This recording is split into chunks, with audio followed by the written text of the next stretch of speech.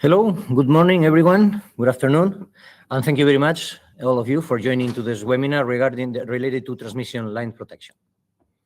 My name is Íñigo Bilbao. I'm in the commercial department of CERAB. Today's event is part of the 2026 training in CERAB, training plan called CERAB University, in which we talk about three different approaches, right?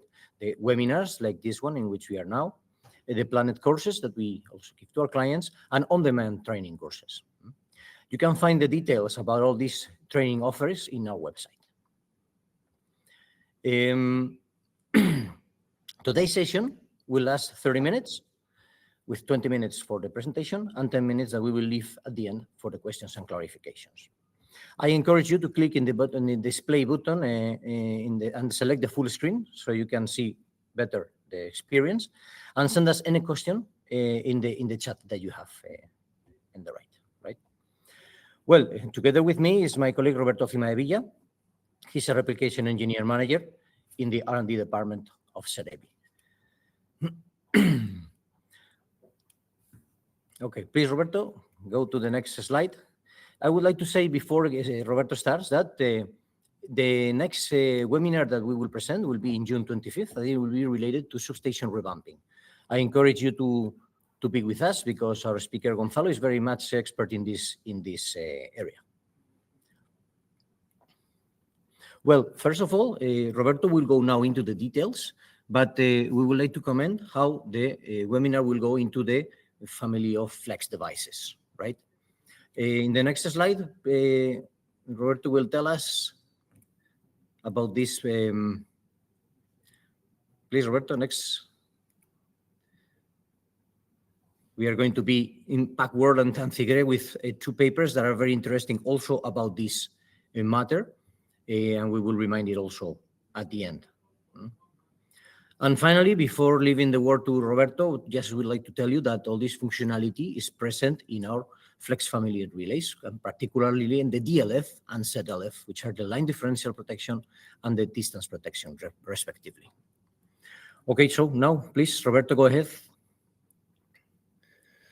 Okay, so thank you for the introduction, Íñigo. We will talk about in this webinar about the four functions that we consider interesting because of the limited time.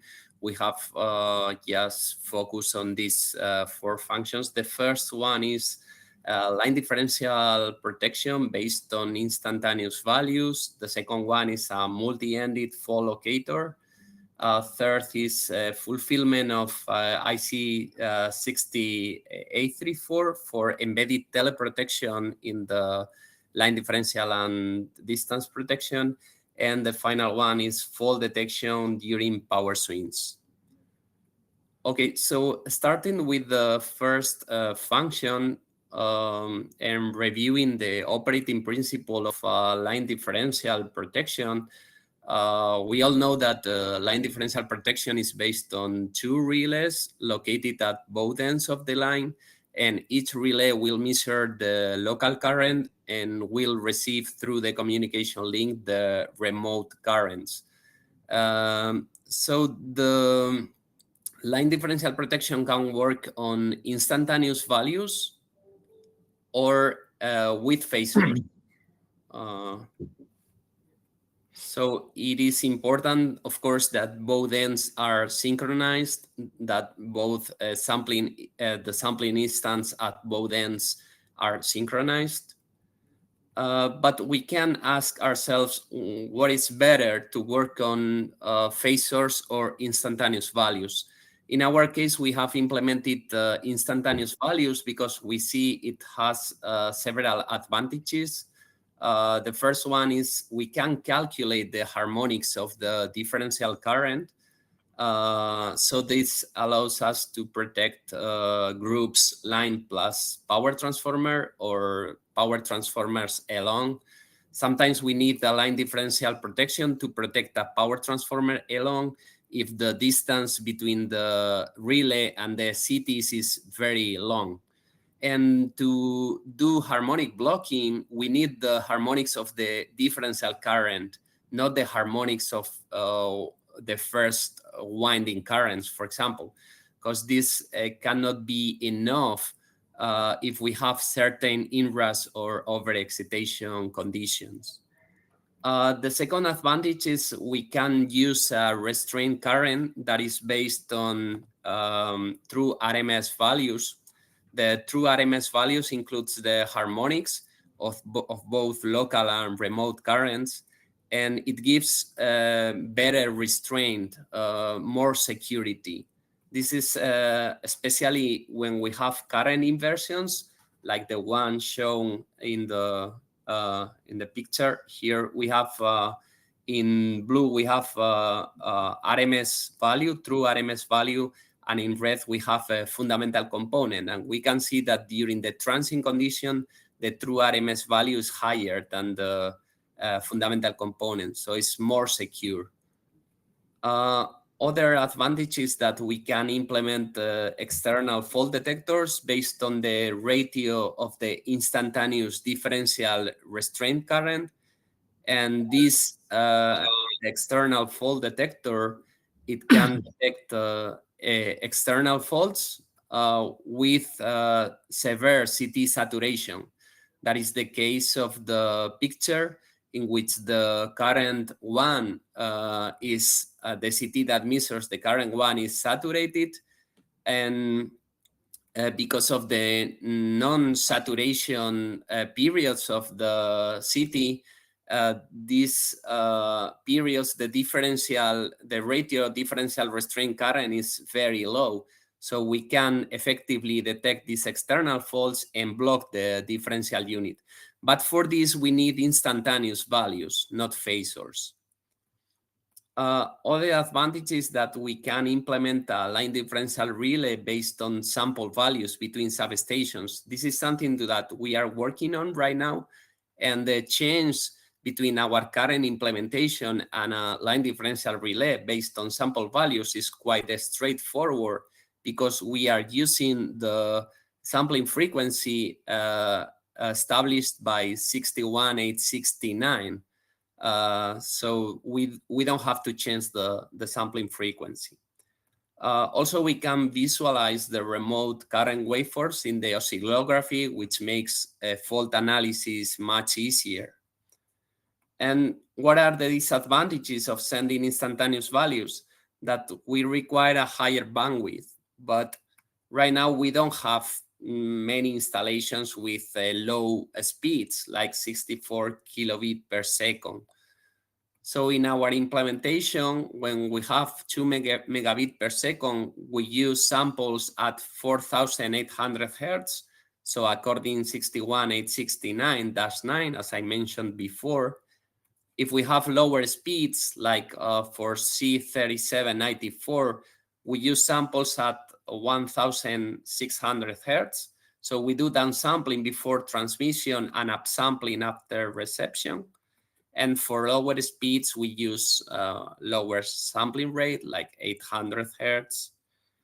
And upsampling and time alignment of the remote samples is done with interpolation based on the time difference between local and remote clocks that we calculate continuously. So other function is the multi-ended fault locator. It is a fault locator that is solely based on positive sequence network. So this avoids errors coming from the zero sequence networks, because we have more uncertainty in the zero sequence impedance because of the earth resistance, etc. We don't have to detect the type of fault because the positive sequence network is present in any type of fault. We don't have to compensate load flow and system non-homogeneity. It's based on both fault and pure fault values, and it chooses the best method, and it uses a distributed parameter circuit, so we can modelize properly long lines or cables with a distributed capacitance. This fault locator allows locating the fault in lines with more than 2 ends, and also mixed lines, like 3-ended line or a mixed line, having underground sections. And the fault locator what it does is assume a faulted section, reduces the circuit to a two-ended line and one section, and calculates the distance to the fault. If this distance is positive and lower than the line length, it is considered valid. If not, a new faulted section is assumed and a new calculation is done. These are some of the tests that we have done with the RTDS. This is a three-ended line with the sections that are mentioned in the table. And these are some of the results that we have got. As you can see, the calculated fault location is quite accurate. We have also tested a mixed line with two overhead sections and one underground section. And the accuracy is quite good. The bigger errors occurs for faults in the cable because the length of the cable is very low. It's only 4 kilometers. So it's normal to have these errors in the cable. So next function is the embedded teleprotection that is fulfilling the teleprotection standard that is 60834. This standard requires that the transmission time is below a certain value. Also, the states requirements for security that is measured as the probability of unwanted commands. Dependability also measured as the probability of a missing command. And these are the values that are considered. So for the transmission time and digital communication, it must be lower than 10 milliseconds.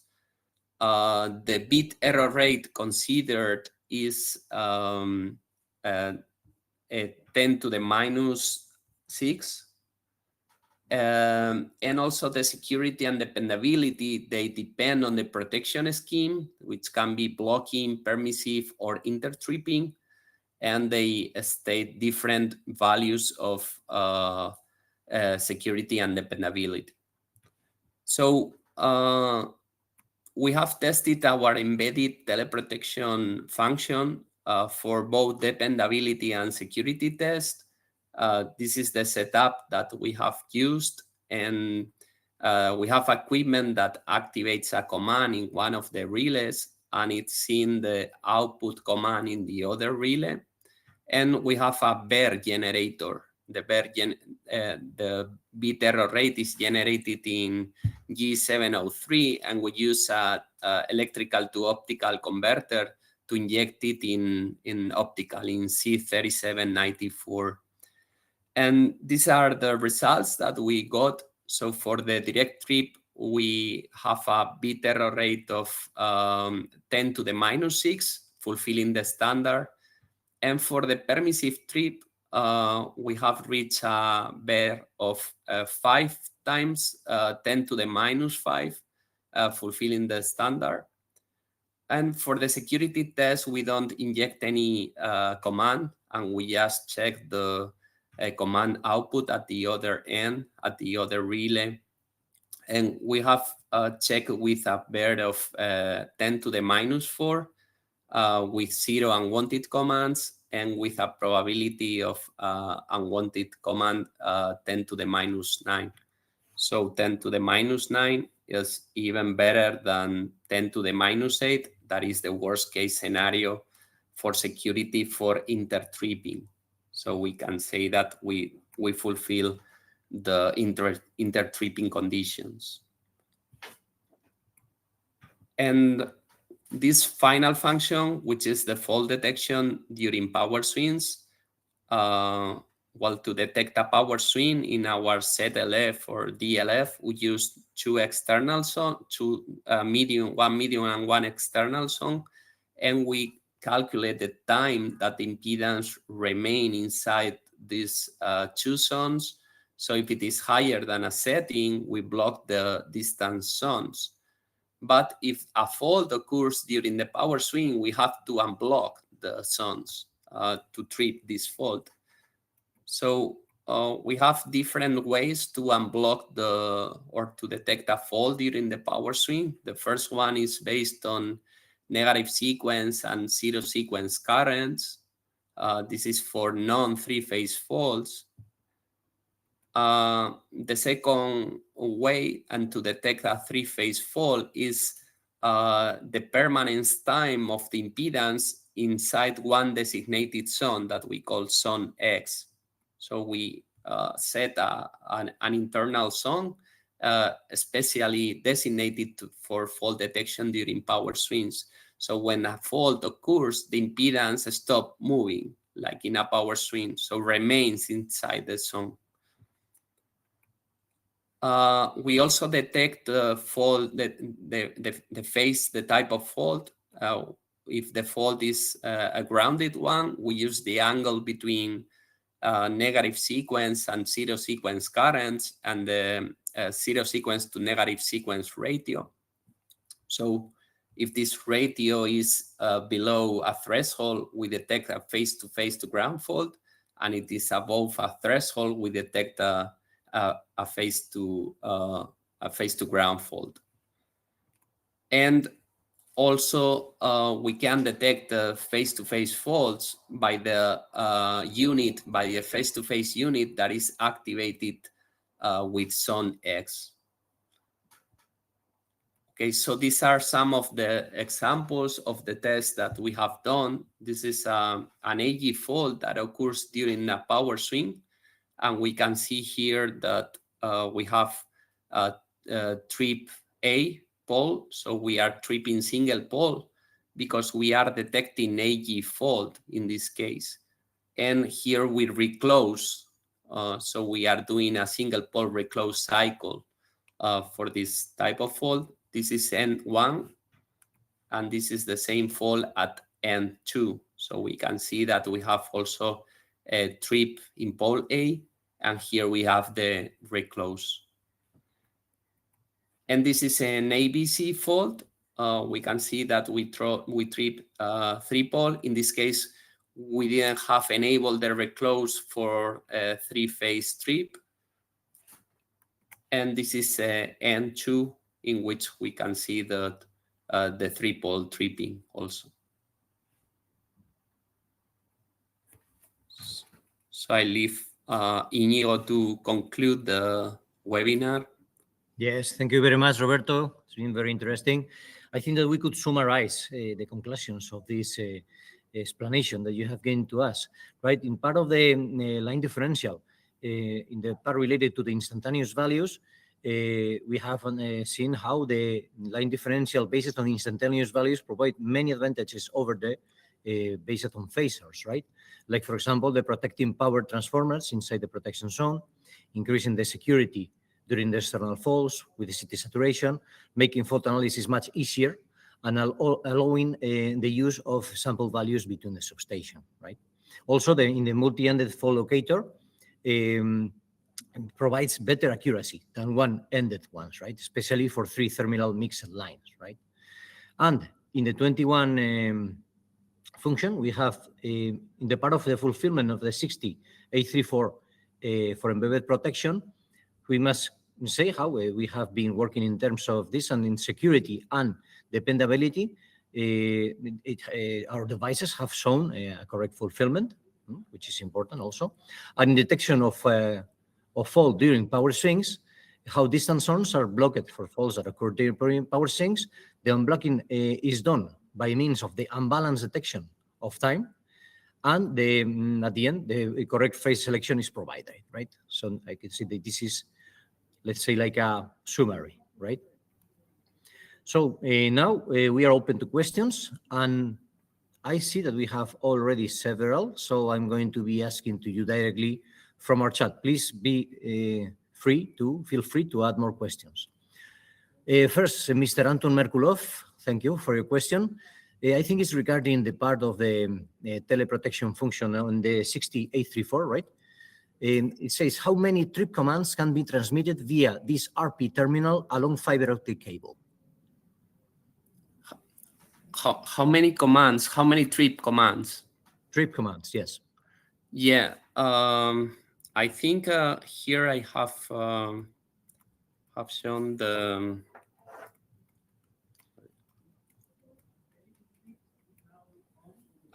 This is the number of messages that were done during 3 days. This is not with a command because this is a security test, but the number of commands that are generated are similar because we are generating continuously commands. So it's not like in the analog condition, that in the analog condition you for the noise generation is continuous, and for the commands we are continuously generating, but we cannot count the number of commands during the dependability test. Maybe we can check at the reports to check the number of commands, but we are continuously generating them. So I don't know if I have Thank you. the question. Please, Mr. Anton, if anything additional you require, please send us by email, and for sure we will answer. Yeah, if there is some correct. additional detail that you need. Also, another question, from Mr. and Alexandre Martineau. I'm not sure in which area is the question coming. I think, Roberto, you may understand. Is this, can we have the PPT? Can we have, sorry? PPT. PTP. PPT. I think this is the regarding, I'm not sure. Maybe we will talk with Alexander in particular, and we will answer the question, because I think we do not understand it. Sorry. Sorry. Yes, for sure. It's the PowerPoint. Can we have the PPT, Alexander? Yeah, for sure. Thank you. I'm sorry for the misunderstanding. Okay. I go to Mr. Oli Rintamaki, that is asking, is the redundancy protection communication link supported?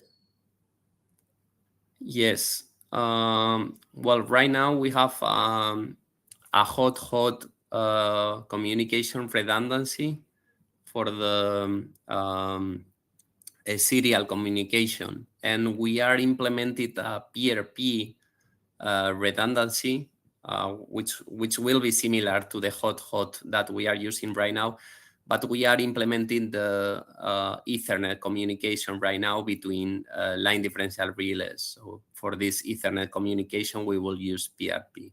But right now we have the hot redundancy. Okay, thank you. We have another question from Mr. Anton Merkulov. Do you have experience with phase differential protection? With phase differential protection. Well, the phase or phase comparison, phase differential protection is then the normal unit that we set in most of the customers. So I don't know if maybe we will talk with Anton and try to answer to him. Yeah. Particularly. Another question from Mr. Nisar Belkiria. Sorry if I didn't pronounce your name well. Distance fiber supported by the RP for a standalone solution. I'm not sure if this is the question. This distance, but in brackets, she's asking fiber supported by the RP for a standalone solution.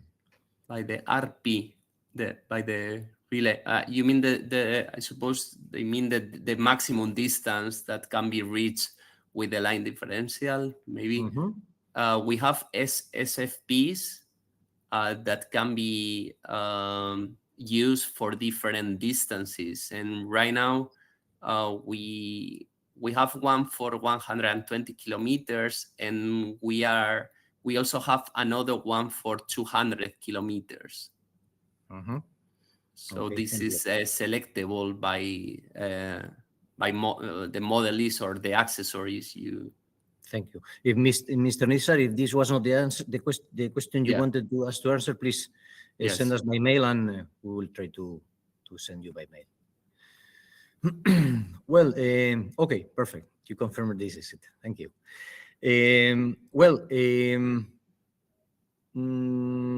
I have another question because we don't find any other one in the chat, but I will comment it very fast. Many people has asked in other webinars how in these applications, in these protection types, what is the application in the renewables power plants, right? In the renewable systems, which is nowadays so common in our systems.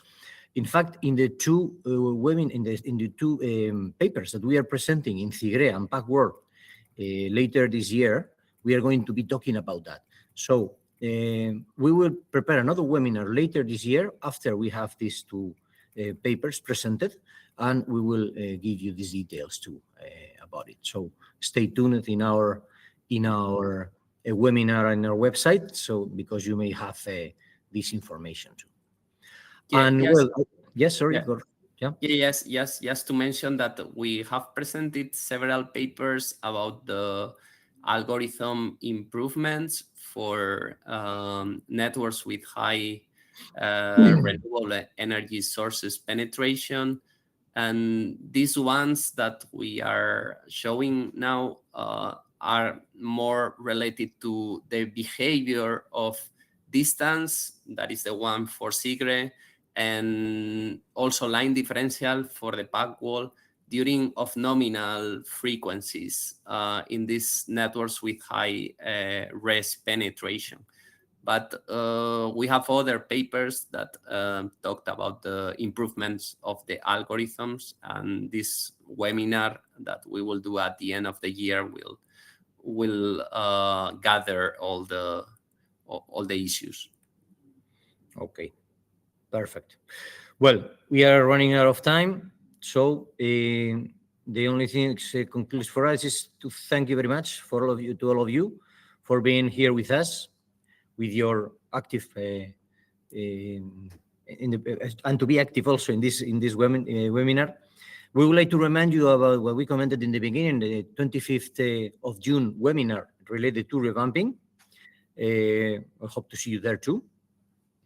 And well, we have also shared in the chat the link to our web where you can find all the rest of the webinars that we are doing the rest of the year. And well, that's all. Thank you very much to all of you, and hope to see you soon in next opportunities. Thank you and goodbye. Thank you very much. Bye-bye. Bye-bye.